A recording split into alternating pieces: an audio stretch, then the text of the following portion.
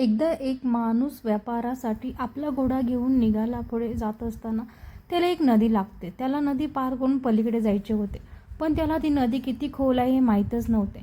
तो मध्ये ती साठी आजूबाजूला पाहत होता. त्याला एक लहान मुलगा दिसतो. तो व्यापारी त्या लहान मुलाला विचारतो की नदी किती खोल आहे. यावर मुलगा घोड्याकडून पाहतो व विश्वासाने म्हणतो की तुमच्या घोडा नदी सहज पार करेन. मुलाचा सल्ला ऐकून व्यापारी नदी पार करण्यासाठी सुरुवात करतो, परंतु नदीच्या माध्यमातून पोहोचल्यानंतर त्याच्या लक्षात येते की आपण खूप खोलवर चाललो आहे. आपला घोडा बुडालाच आहे. कसा बरं तरी घोडा आपला परत किनाऱ्यावर आणतो. व्यापारी किनाऱ्यावर येताच त्या मुलाला खूप राग येतो. जोरात विचारतो की तू मला खोटं का बोललास. यावर लहान मुलगा घाबरत उत्तर देतो की पण माझी बदके तर खूप लहान आहेत आणि ती दररोज नदी ते सहज पार करतात. त्याचे पाय घोड्यापेक्षा खूप लहान आहेत.